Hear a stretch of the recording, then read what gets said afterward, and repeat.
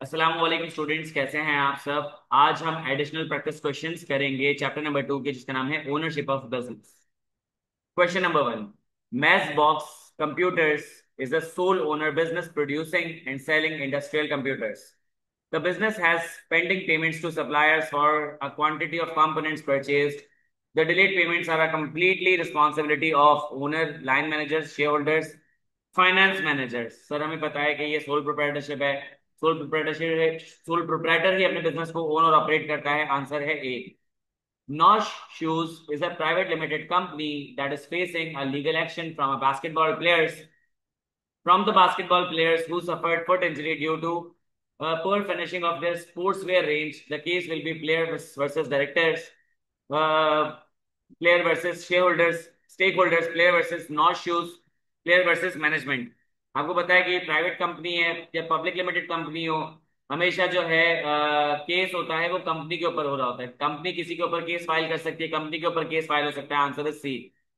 Mr. Ali, as a director of Popan Company, is accused of financial fraud involving customers and company account.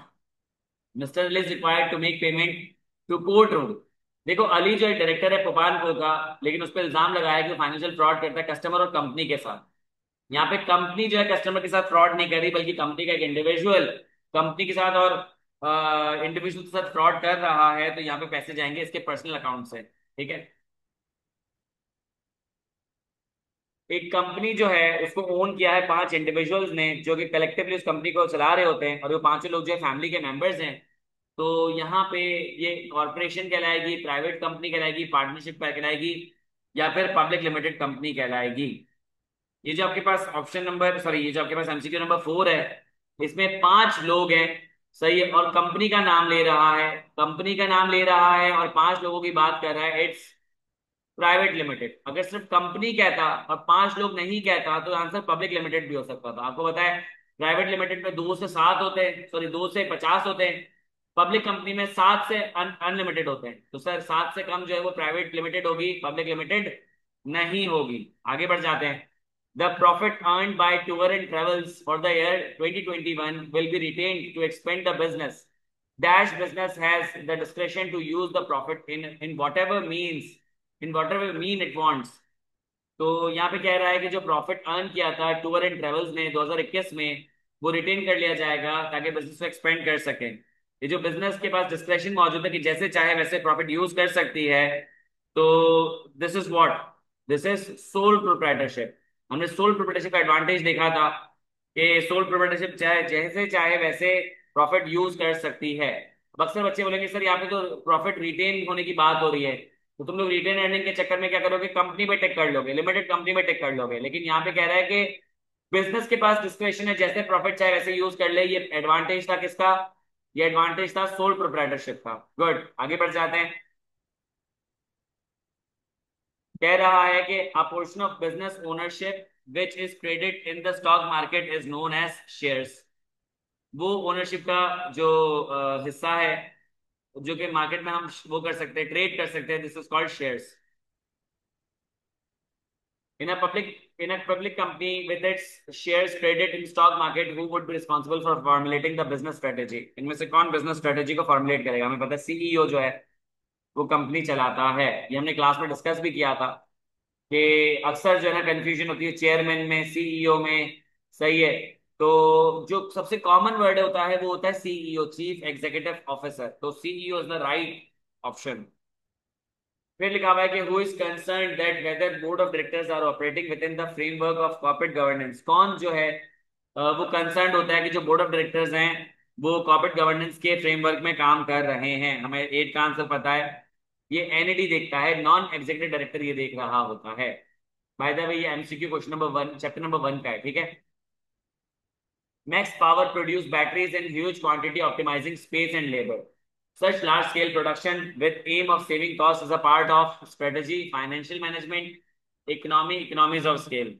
अब sir हमें पता है कि जब आप लार्ज क्वांटिटी में कुछ प्रोड्यूस कर रहे होते हो तो यहाँ पे आप क्या कर रहे होते हो कि अपनी अपनी स्पेस यानी कि फिक्स फैक्टर ऑफ प्रोडक्शन और अपना लेबर यानी कि वेरिएबल फैक्टर ऑफ प्रोडक्शन को ऑप्टिमाइज कर रहे होते हो। तो optimisation of resources is called economies of scale. ये मैंने आपको चैप्टर नंबर चैप्टर नंबर 2 में बहुत डिटेल में पढ़ाते हैं इकोनॉमिक्स ऑफ स्केल। ठीक है, answer is D. A public limited company wishes to convert back to private limited company। एक पब्लिक लिमिटेड कंपनी जब अपना प्राइवेट लिमिटेड कंपनी में कन्वर्ट करना चाहेगी तो कैसे करेगी, ये मैंने आपसे क्लास में डिस्कस किया था और आपको रेफरेंस भी दे दिया था इस एडिशनल प्रैक्टिस क्वेश्चन का।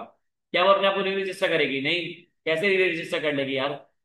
Private limited, what is private limited, what does it mean? या तो कुछ लिखा हुआ नहीं, बस प्राइवेट लिमिटेड लिख दिया है। Buy back all the shares issue to general public, उसको जनरल पब्लिक से जो शेयर उसने इशू किए हैं सबसे परचेज करने पड़ेंगे, तो तभी जाके वो अपने आप को प्राइवेट लिमिटेड कंपनी में रजिस्टर कर सकती है, अदरवाइज नहीं। ठीक है, 11 पर आ जाते हैं। Risk of failure of a business is high due to dependency on single person in. भाई सिंगल पर्सन पे पूरा बिजनेस डिपेंड करता है सोल प्रोप्राइटरशिप में। बहुत बेसिक एमसीक्यूज है यार। आगे बढ़ते हैं। Board of director of public limited company act as agent of the company, agent of shareholder, agent of the stakeholder, agent of owner. आपको पता है कि जो बोर्ड ऑफ डायरेक्टर्स होते हैं वो एजेंट होते हैं शेयर होल्डर के। ठीक है, एक कंपनी जो है, सॉरी, एक स्मॉल कॉफी हाउस सिटी में ऑपरेट कर रहा है, साथ उसको ऑपरेट कर रहा है, वो तमाम ऑपरेशंस को इंश्योर कर रहा होता है, इंश्योर करता है कस्टमर को सर्व किया जा रहा हो, कस्टमर सेटिस्फाइड हो, वो सोल प्रोप्राइटर है। वो किस कैपेसिटी में काम कर रहा है? वो ओनर भी है, वो मैनेजर भी है, वो एम्प्लॉय भी है। मैंने आपको बताया था कि सोल प्रोप्राइटरशिप में एक बंदा अपने बिजनेस को ओन और ऑपरेट करता है, वहां पे एम्प्लॉयज की ऐसा जरूरत नहीं होती। तो answer is all of the above. As a sole proprietor Munna जो है वो अपना ब्यूटी सैलून चला रही है, उसको ट्रेनिंग मिली है लोकल ब्यूटिशियन कॉलेज से, और साथ ही साथ वो सोल ओनर भी है, तो उसके पास अपनी भी कुछ लिमिट्स होगी। She may have her limits in which of the following capacities, किस चीज में उसकी लिमिटेशन आ जाएगी? 14 का आंसर क्या होगा कि देखो, यहाँ पे उसने ब्यूटिशियन का कोर्स किया हुआ है, तो उसके पास टेक्निकल नॉलेज है। सही है। अब जाहिर सी बात है कि इसको टेक्निकल नॉलेज है, तो उसको पता है कि उसको क्या परचेज करना है, क्या परचेज नहीं करना। लेकिन मसला सारा ये है कि उसको जो लिमिटेशन आ रही होगी मैनेजमेंट की आ रही होगी, क्योंकि एक अकेला बंदा क्या क्या चीजें मैनेज कर लेगा। तो आंसर इज ए, 14 का आंसर हो जाएगा ए, अकेला बंदा क्या क्या मैनेज कर लेगा। देखो मेकअप तो वो कर लेगी, मेकअप का सामान तो वो परचेज कर ही लेगी, लेकिन पूरा बिजनेस चलाना एक बंदे के लिए आसान नहीं होता है। 15 पर आ जाते हैं।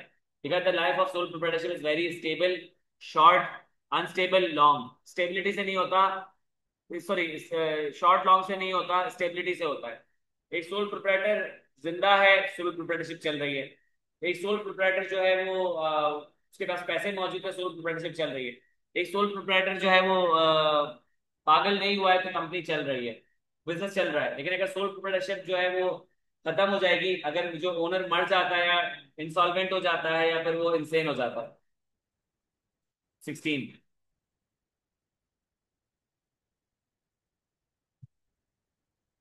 सोल प्रोप्राइटरशिप में come to an end due to, sole proprietorship कब खत्म हो जाएगी?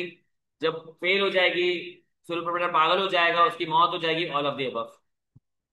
बहुत इजी है यार। निशा जो है एक इंटीरियर डिजाइन शॉप चला रही है as a sole proprietorship business owner, तो उसकी क्या लायबिलिटी होगी? हमें पता है कि सर सोल प्रोप्राइटरशिप की जो लायबिलिटी होती है वो अनलिमिटेड होती है। 18, new book shops owner need some funds to purchase book. It is fairly easy for the owner to approach financial institutions such as bank and take loan from them without any problem। कि यार जो sole proprietor उसके लिए bank से loan उठाना बहुत आसान है? नहीं भाई, आसान नहीं है, मुश्किल है, ये तो डिसएडवांटेज है, लोन नहीं मिलता उसको।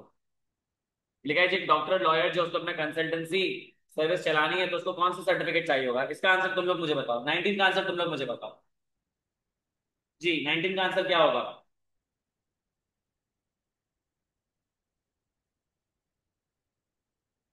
ये कैसा एमसीक्यू जिसमें आपको कुछ पढ़ने की जरूरत नहीं, कॉमन सेंस है इसमें। उसे चाहिए होगा बी, क्या? Professional qualification certificate. डॉक्टर एक लॉयर है, सॉरी, एक डॉक्टर एक लॉयर है, सही है, वो एक प्रोफेशनल है, वो कंपनी थोड़ी चला रहा है कि कंपनी का इनकॉर्पोरेशन सर्टिफिकेट चाहिए होगा। वो कोई दुकान थोड़ी चला रहा है कि ट्रेडिंग करेगा। यहाँ पे उसको सीधा क्या करना है कि अपना प्रोफेशन चलाना, तो प्रोफेशनल क्वालिफिकेशन, एक डॉक्टर को एमबीबीएस चाहिए होगा, एक लॉयर को बीडीएस चाहिए होगा, तो प्रोफेशनल क्वालिफिकेशन सर्टिफिकेट चाहिए। गुड गाइस, जबरदस्त, बेहतरीन।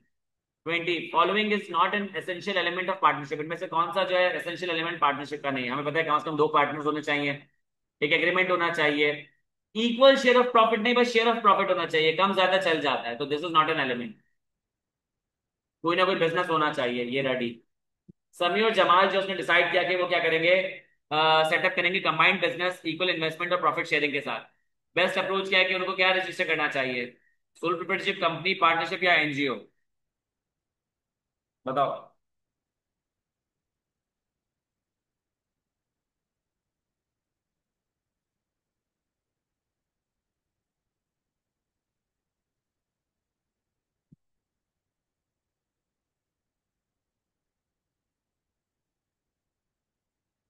समी और जमाल जो है उन्होंने कंबाइंड बिजनेस चलाने का सोचा, इक्वल इन्वेस्टमेंट के साथ कि भाई तुम 50 लाख रुपए लगा दो, मैं 50 लाख रुपए लगा देता हूँ, फिर साथ ही साथ कह रहे हैं हम प्रॉफिट भी शेयर करेंगे। यहाँ पे अगर सिर्फ इन्वेस्टमेंट की बात होती ना तो कंपनी और पार्टनरशिप भी हो जाता है, लेकिन अगर प्रॉफिट शेयरिंग की बात कर रहे हैं तो इसका मतलब है कि ये पार्टनरशिप है, क्योंकि कंपनी में ओनर्स प्रॉफिट शेयर नहीं कर सकते। तो आंसर है सी। आगे बढ़ जाते हैं 22 पे। कह रहा है कि कम से कम पार्टनरशिप में कितने कम से कम कितने लोग होने चाहिए, तो आपको बताया कि दो।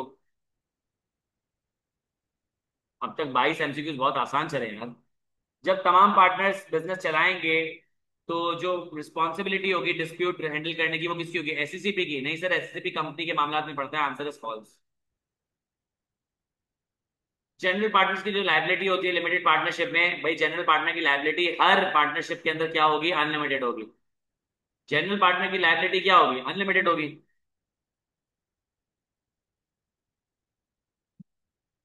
25, which element is most essential for dissolution of partnership? इनमें से कौन सा एलिमेंट जो है वो पार्टनरशिप के लिए सबसे ज्यादा, पार्टनरशिप डिसोल्यूशन के लिए सबसे ज्यादा एसेंशियल है? लॉ से कंप्लाई करना, एसेट को डिवाइड करना, टैक्स पेमेंट करना, या फिर असाइनमेंट कंप्लीट करना? तो 25 का आंसर है भाई, आप लॉ से कंप्लायंस करोगे, तो लॉ से कंप्लायंस करोगे तो इसका मतलब है कि लॉ की कंप्लायंस पे एसेट को डिवाइड करना है, लॉ की कंप्लायंस पे पहले टैक्स पे करना, फिर खत्म करना, और लॉ की कंप्लायंस से अपने असाइनमेंट्स को कंप्लीट कर लेना। तो ए के अंदर ही बी और सी और डी है, तो इसका आंसर हो जाएगा ए। बेसिकली ए का मतलब क्या है, ऑल ऑफ द बिलो।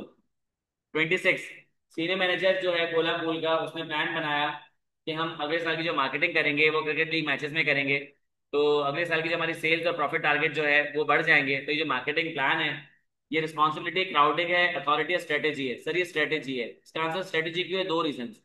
पहली बात है कि इन चारों में से हम लोगों ने स्ट्रेटेजी को कॉन्सेप्ट के तौर पे पढ़ा है, बाकी को कॉन्सेप्ट के तौर पे नहीं पढ़ा। और दूसरा ये है कि जब तुम क्या कर रहे हो कि अपनी क्रिकेट लीग में मार्केटिंग कर रहे हो, तो उसका जो इम्पैक्ट है वो सालों साल जाएगा, तो एक ये स्ट्रेटेजी है। और मजे की बात, ये एमसीक्यू चैप्टर नंबर 7 से आया है, ये जो है वो चैप्टर नंबर 2 का एमसीक्यू नहीं है। मैनेजर्स जो होते हैं फंक्शनल डिपार्टमेंट्स के अंदर रिस्पॉन्सिबल होते हैं डिपार्टमेंट एक्टिविटीज के लिए। लाइन अथॉरिटीज का मतलब होता है कि use of resources as per giving task. नहीं सर, लाइन ऑफ अथॉरिटी का मतलब होता है unbroken line of authority starts from the top of the organisation goes down till the bottom. This is false, और ये जो एमसीक्यू है chapter number 3 का है। तुम देख रहे हो क्या हो रहा है, चैप्टर नंबर 7 से एमसीक्यू आ रहे हैं, चैप्टर नंबर 3 से एमसीक्यूज आ रहे हैं, चैप्टर नंबर 8 से एमसीक्यूज आ रहे हैं, बहुत सारे एमसीक्यूज आपके पास आ रहे हैं। मुझे बस एक मिनट दीजिएगा।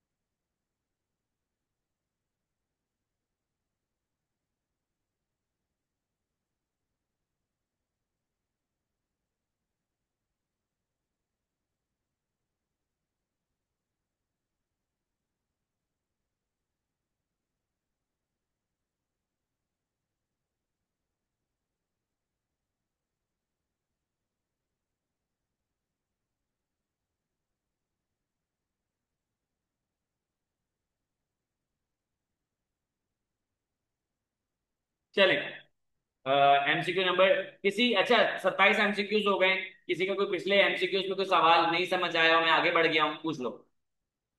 टेक योर टाइम, अब पूछ लो, हम लोग बहुत स्पीड में चलें, तो वी हैव टाइम। 27 एमसीक्यूज हो चुके हैं, अभी 9:30 ही हुए हैं, तो कुछ सवाल तो प्लीज पूछ लो।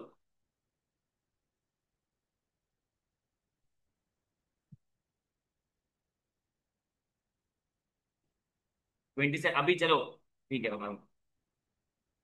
कह रहा है कि मैनेजर्स जो फंक्शनल डिपार्टमेंट्स में रिस्पॉन्सिबल होते हैं डिपार्टमेंटल एक्टिविटीज के लिए। इस चीज को मैं तुम्हें एग्जांपल से समझा। एक है आपके पास फाइनेंस डिपार्टमेंट। फाइनेंस डिपार्टमेंट जो तुम्हारे पास मौजूद है, उसमें तुम्हारे पास मौजूद है फाइनेंस हेड, असिस्टेंट मैनेजर, और तुम्हारे पास है ऑफिसर, फाइनेंस ऑफिसर। एक डिपार्टमेंट तुम्हारा फाइनेंस का है, ठीक है। टोल सी। एक डिपार्टमेंट तुम्हारे पास मार्केटिंग का है, फॉर एग्जाम्पल।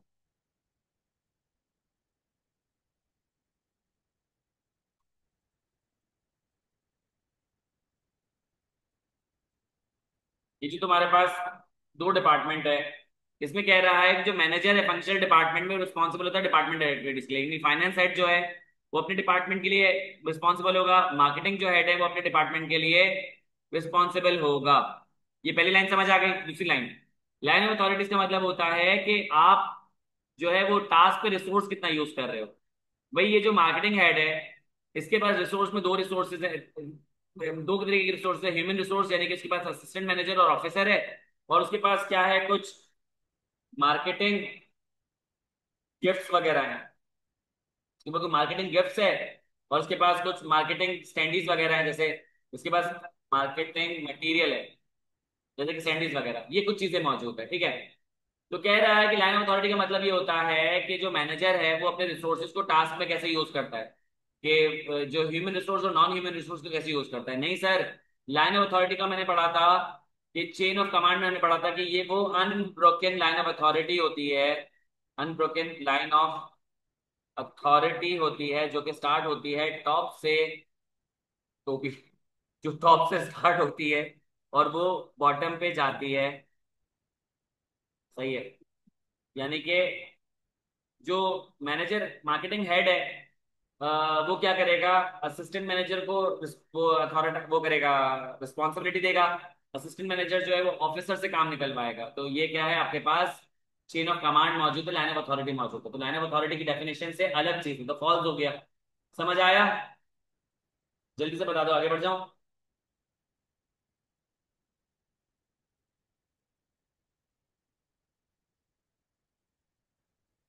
सही। 28 लिखा है, जिप जैप टॉयज का सीईओ है, वो इंटरेस्टेड है ये जानने में कि जो ओवरऑल एनवायरमेंटल इम्पैक्ट होता है जब टॉयज को डिस्पोज कर दिया जाता है, तो ये किसमें फॉल करेगा 28 में। ये कह रहा है कि overall marketing, sorry overall plan का पार्ट है ये। यहाँ पे आप इंश्योर करें तो कॉन्ट्रैक्ट जो टाइमली कंप्लीट हो जाए। हम यहाँ पे कंपनी की स्ट्रेटेजी बना रहे होते हैं, यहाँ पे फाइनेंशियल मैनेजमेंट देख रहे होते हैं। देखो तो भी ऑनेस्ट रहती हूँ कि डी वी तो नहीं हो सकता। क्यों? क्योंकि अगर जो टॉयज डिस्पोज हो रहे हैं तो वो एनवायरमेंट पे क्या इफेक्ट करेंगे, इसका कॉन्ट्रैक्ट से कुछ भी लेना देना नहीं, इसका फाइनेंसिस से कुछ भी लेना देना नहीं है। क्योंकि यहाँ पे अगर आप वो जो डिस्ट्रॉय कर रहे हो, डिस्पोज कर रहे हो टॉयज को, तो उसका फाइनेंस से कुछ भी लेना देना नहीं है। अब दो है, ओवरऑल प्लान या formulating strategy for the company. आपको पता है कि ओवरऑल प्लान गोल्स होते हैं, और formulating strategies for the company क्या होता है, ऑब्जेक्टिव होते हैं। तो हम ज्यादा ऑब्वियस की तरफ जाएंगे, answer is C. Answer is C. देखो मैं स्ट्रेटेजीज बना रहा हूँ, मैं स्ट्रेटेजीज बना रहा हूँ। मैंने स्ट्रेटेजी क्या बनाई, देखो मैंने स्ट्रेटेजी ये बनाई कि हमारी जो डेडलाइंस हैं प्रोडक्शन की वो क्या होंगी।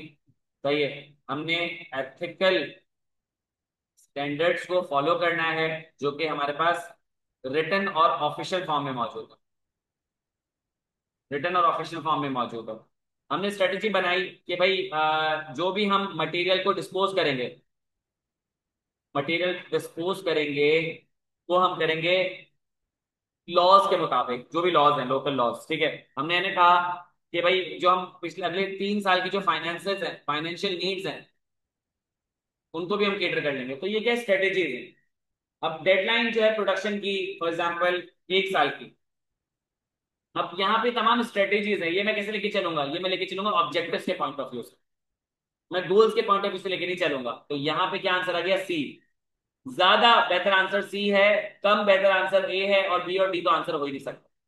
29, टोटल इन्वेस्टमेंट जो है वो न्यू प्रोजेक्ट में करनी है लिमिटेड कंपनी में, तो इसको कौन ऑथराइज करेगा, board of directors, CEO, shareholders, या फिर चेयरमैन।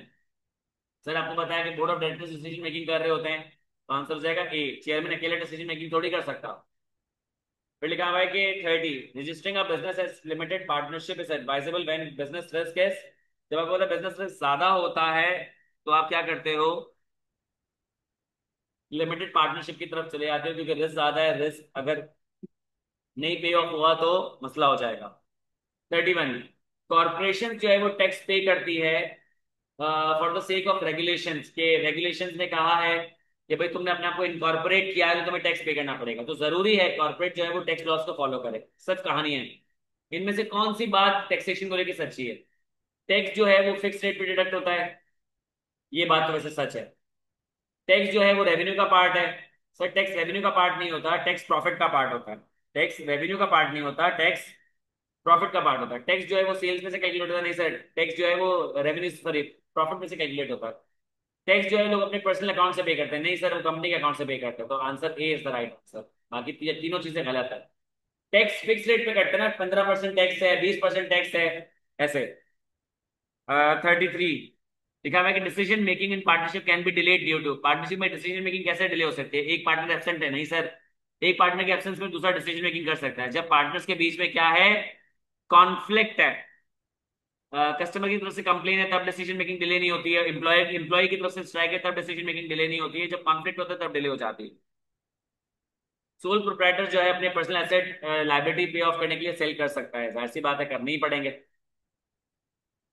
प्राइवेट और पब्लिक कंपनी जो है वो इनकॉर्पोरेट हो रही होती है अंदर कंपनी लॉ। कंपनी लॉ जो है वो किस चीज के लिए डेजिग्नेटेड नहीं है, वो स्टेक होल्डर्स के राइट को प्रोटेक्ट करने के लिए डेजिग्नेटेड है, बिल्कुल। इन्वेस्टमेंट को इनकरेज करने के लिए डेजिग्नेटेड है, सही है। एथिकल प्रैक्टिस को वो फॉलो करवा रही होती है, लेकिन वो प्रोडक्शन एफिशिएंसी को नहीं देख रही होती है। ये काम आपको कंपनी लॉ में थोड़ी मिलेगा। कंपनी में प्रॉफिट कैसे कमाते हैं ये थोड़ी वो पढ़ाएगा तुम्हें, ये बताएंगे कंपनी को एथिकली कैसे चलाते हैं, लीगली कैसे चलाते हैं, कंपनी को चलाते कैसे।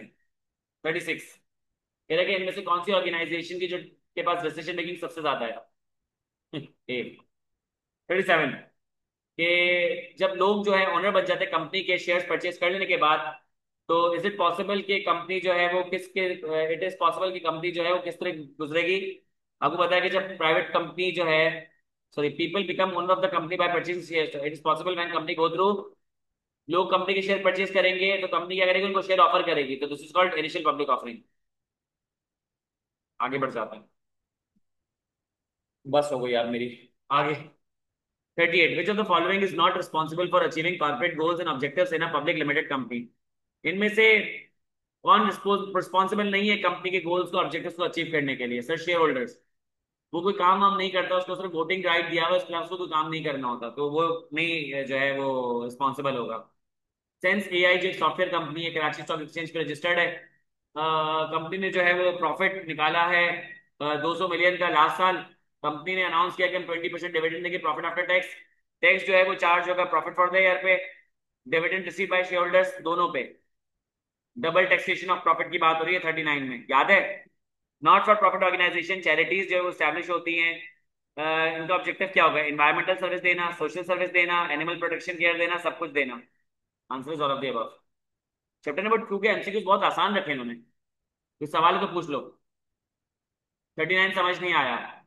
देखो, सेंस एआई कंपनी है, कराची स्टॉक एक्सचेंज में उसने 200 मिलियन का प्रॉफिट निकाला पिछले साल, 20% डिविडेंड अनाउंस कर दिया। भाई देखो, 200 का इसने 200 मिलियन का प्रॉफिट निकाला, 200 मिलियन का प्रॉफिट निकाला, उसमें से फॉर एग्जांपल टैक्स जो लगा होगा वो लगा होगा 10 मिलियन का, ठीक है। जब 10 मिलियन का प्रॉफिट लगा उसके अंदर माइनस करने के बाद आपके पास जो आंसर आया वो आया 190 मिलियन का।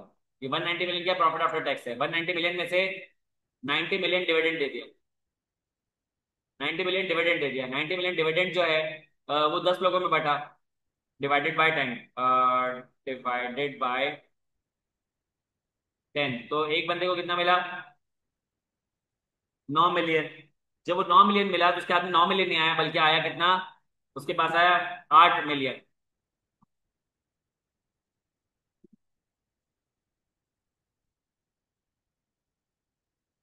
8 मिलियन मिला तो एक, ठीक है, 1 मिलियन जो है वो क्या है, tax from the share holder. तो 1 मिलियन शेयर होल्डर से टैक्स है, और जो 10 मिलियन है वो कंपनी से। ये चीज, ये बात है डबल टैक्सेशन ऑफ प्रॉफिट।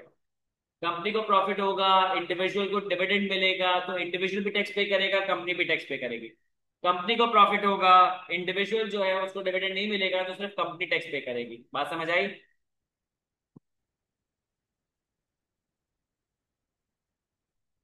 चलो। मोटरवे पुलिस ने एस्टैब्लिश की एक ऑर्गेनाइजेशन अपनी फैमिली के वेलफेयर के लिए, ताकि उनके बच्चों को एजुकेशन मिले, हेल्थ वगैरह मिल जाए। एनुअली कंट्रीब्यूट करते हैं ताकि तमाम मेंबर्स की नीड को पूरा कर सके। This is called what? Cooperative. मैंने आपको जब कोऑपरेटिव पढ़ाया था, ये एग्जांपल दी थी, मैंने बताया था एमसीक्यू मौजूद है। देखो यहाँ पे ना, जो पुलिस वाले ना, मोटरवे पुलिस वाले मिलके एक ऑर्गेनाइजेशन बना रहे हैं, इनको कोई बना के नहीं दे रहा।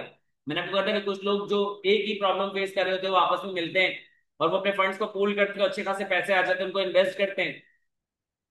तो इससे क्या होता है कि इनको फायदा होना शुरू होगा। This is called cooperative. याद आ रहा है? 42। पब्लिक सेक्टर ऑर्गेनाइजेशन है, उनकी फंडिंग नीड्स जो है वो कैसे पूरी होती है? टैक्स से, डोनेशन से, चैरिटी से, इन्वेस्टमेंट से। पब्लिक सेक्टर ऑर्गेनाइजेशंस यानी कि गवर्नमेंट ऑर्गेनाइजेशंस, उनकी टैक्स पे जो है वो नीड्स पूरी होती है। ये हम लोगों ने चैप्टर वो पढ़ा था जब हमने पब्लिक सेक्टर पढ़ा था, कि गवर्नमेंट सोर्सेज से उनको फंड्स मिल रहे होते हैं। गवर्नमेंट सोर्सेज से क्या था? टैक्स। चैरिटीज जो है उनको लीगल डॉक्यूमेंट्स की जरूरत नहीं पड़ती बिजनेस स्टार्ट करने के लिए। भाई क्यों नहीं पड़ती? पड़ती है, जाहिर सी बात है कि वो तो लोगों से पैसे कलेक्ट कर रही है, तो वो पैसे कहाँ जा रहे हैं, तो इसलिए उनके पास डॉक्यूमेंटेशन होनी चाहिए। 44। क्लब जो है वो पैसे कलेक्ट करता है मेंबरशिप फीस और सब्सक्रिप्शन से। सर ये तो हमने बहुत डिटेल में बात की थी। पब्लिक सेक्टर ऑर्गेनाइजेशन जो है वो एसेंशियल सर्विस को प्रोवाइड करता है सबको, सिर्फ टैक्स पेयर्स को नहीं। एसवीसीपी जो है, उसके प्रोसीजर्स होते हैं कंपनी को स्टार्ट करने के, वो वैसे ही होते हैं जैसे कि क्लब्स के होते हैं, नहीं। जैसे कि एनजीओ के होते हैं, नहीं। जैसे कि कोऑपरेटिव्स के होते हैं, नहीं भाई। कंपनी स्टार्ट करने के प्रोसीजर बिल्कुल अलग होते हैं। क्लब्स को स्टार्ट करने के, एनजीओ को स्टार्ट करने के, कोऑपरेटिव्स को स्टार्ट करने के प्रोसीजर्स अलग होते हैं। लिमिटेड पार्टनरशिप में कम से कम एक डैश पार्टनर होना चाहिए, कम से कम एक जिसकी लाइबिलिटी जो है वो डैश होनी चाहिए। कम से कम एक जनरल पार्टनर होना चाहिए जिसकी लाइबिलिटी लिमिटेड होनी, दिस इज रॉन्ग। कम से कम एक लिमिटेड पार्टनर जिसकी, एक स्पेसिफिक पार्टनर की लाइबिलिटी अनलिमिटेड हो। सर स्पेसिफिक पार्टनर क्या होता है? गलत है ये। कम से कम एक लिमिटेड पार्टनर जिसकी लाइबिलिटी लिमिटेड हो। 47 का आंसर। सर ये भी हो सकता है सही, और ये भी हो सकता है सही। हमने बोलते कम से कम एक जनरल पार्टनर, कम से कम एक लिमिटेड पार्टनर हो। दोनों सही हो सकते। तुम सी टिक कर लो, डी टिक कर लो, दोनों सही है। मुझे नहीं पता कि इन्होंने ऐसा एमसीक्यू क्यों बनाया है। इसमें इनको क्या करना चाहिए था कि एक ऑप्शन रखना चाहिए था, दूसरा नहीं रखते, बोलते हैं दो। तो यहाँ पे दोनों ही सही है। आप डी टिक कर लो, आप सी टिक कर लो, दोनों सही है। ठीक है। 48। The closure of company is done through mutual understanding of all shareholders. Company जो है वो बंद हो जाती है जब तमाम म्यूचुअल शेयर होल्डर्स कहते हैं भाई ऐसे थोड़ी होगा, तमाम शेयर होल्डर्स ने वोट कर दिया कंपनी बंद कर दो, तो कंपनी बंद थोड़ी होगी। तुम्हें कंपनी नहीं चलानी तो शेयर बेच दो, खत्म करो। 49। Usually Dash receive large share of profit after the limited partners have received their initial investment back. Usually क्या होता है कि जो जनरल पार्टनर होता है उसको ज्यादा प्रॉफिट मिल रहा होता है। देखो जो एग्जांपल मैंने दी थी, ए बी सी डी, तीन चार पार्टनर्स थे। डी जो है वो मर जाता है, उसके बेटे को पार्टनर बना लेते, लेकिन लिमिटेड पार्टनर बनाते। यहाँ पे कंपनी चला रहे हैं ए बी सी। जो डी है वो कंपनी चला नहीं रहा है, पहली बात है। उसका जो जो रिस्क है उस शेयर का, वो भी लिमिटेड है। तो उसकी लायबिलिटी भी लिमिटेड है, उसकी रिस्पॉन्सिबिलिटी भी नहीं है। तो जनरल पार्टनर बोलेंगे कि भाई जो रेशियो है वो थोड़ा ऐसा होना चाहिए कि हम जो डी पार्टनर को थोड़ा सा प्रॉफिट का परसेंटेज कम देंगे, तो ठीक है, अंडरस्टैंडेबल, इट्स ओके। भाई वो बोले थे पहले होगा, पहले होता था 25, 25, 25, 25। अब कितना हो जाएगा? 30, 30, 30 और 1।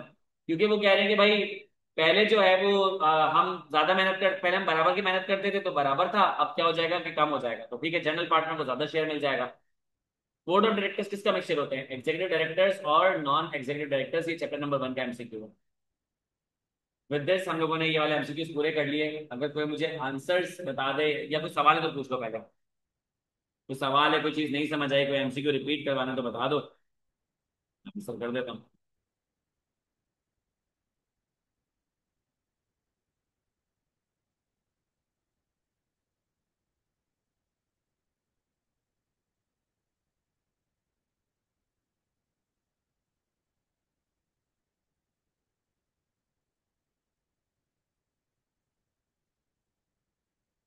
चलो मुझे कोई बता देता है कि हमारे कौन कौन से एमसीक्यू गलत हुए हैं।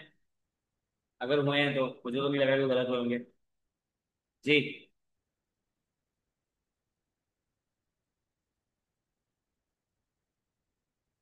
कौन मुझे वो करवा रहा है, वॉक थ्रू करवा रहा है? एमसीक्यू आंसर्स कौन खोल के बैठा हुआ है, मुझे बता दे ताकि फिर मैं चेक कर लूँ, टैली कर लूँ। जी।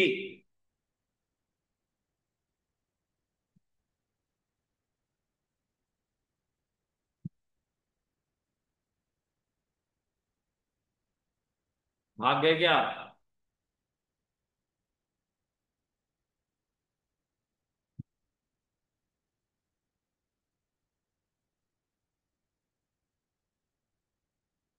ये हेलो, कहाँ चले गए?